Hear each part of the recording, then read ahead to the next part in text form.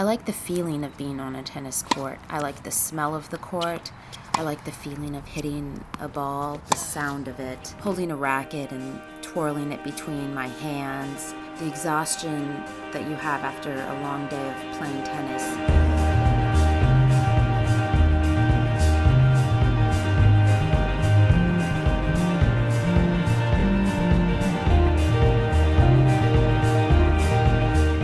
When I was playing tennis as a junior, which is before age 18, my goals were to better my Southern California girls' ranking and my national ranking.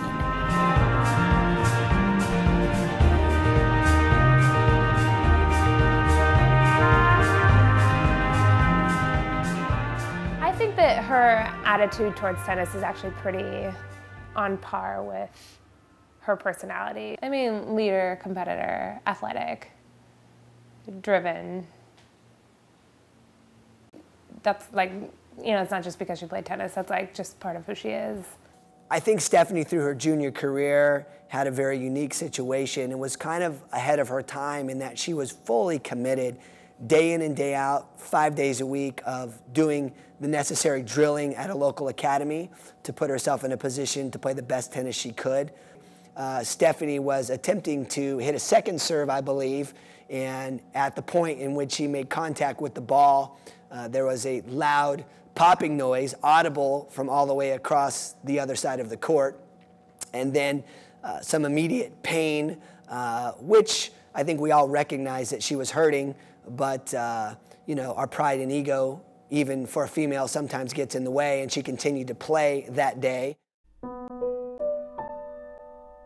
I tore my shoulder in October of 2003, and I was hitting with my off-court tennis trainer, Dean Costalis, who I've been training with since I was about 17, and basically includes cardio and weights and little movement drills. But we were hitting at Cal State Long Beach and just playing points out and a set out, and I was serving, and I went to toss the ball, and I tossed it, and it was way too far over my head, and I should have caught it, but I did not.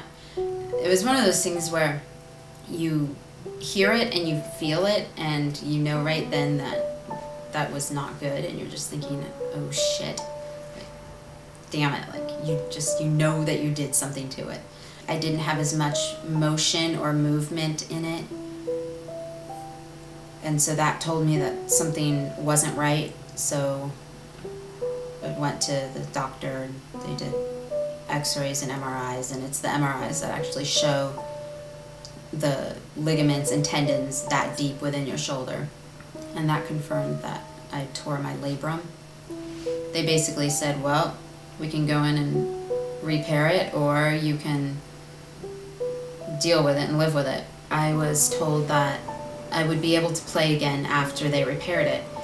3 months after the surgery, my shoulders started acting up again and hurting again, and long story short, a year later they had to go back in and try to repair it again, and that one didn't work, and so I switched doctors, and then the third surgery worked, but I was told that right before the third one that I basically was done playing tennis.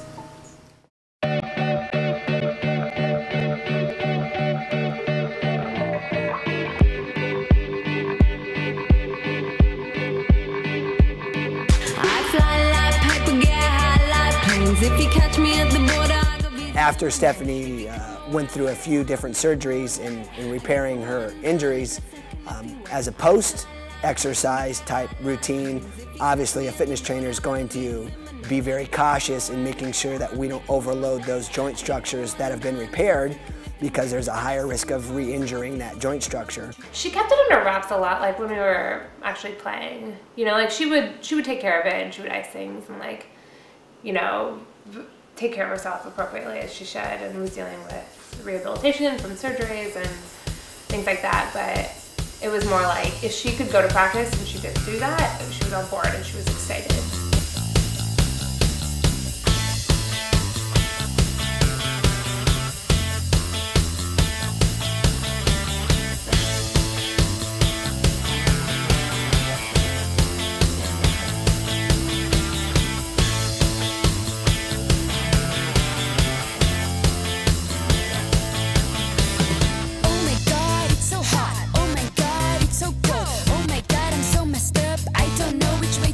think it's a case-by-case situation in every individual athlete.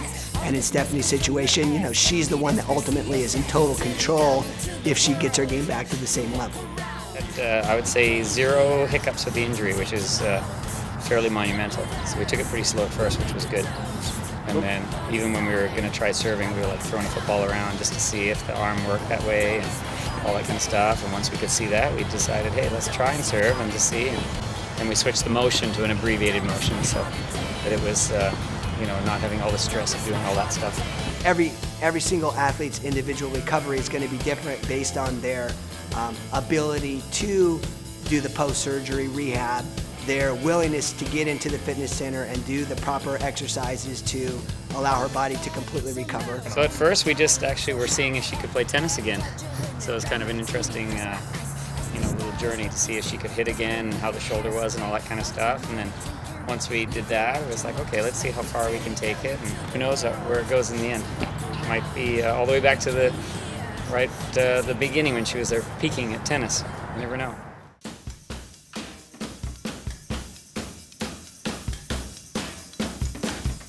I'm a competitive person, and I want the feel of a match. I want to have the adrenaline of a match and a tournament. I really crave that again, and I want to be out there to start playing in women's tournaments again.